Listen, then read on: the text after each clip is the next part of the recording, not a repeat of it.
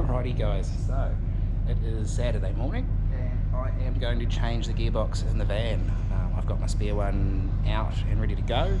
I have access to a hoist, so it's going to make my job so much easier. Yeah, I'm just going to clean the other box up a little bit, just it's a bit dusty, and pull the van in and swap it over, but we'll see how long it takes. I'm a little bit practiced now with Mitzi L300 gearboxes, so it shouldn't be too bad.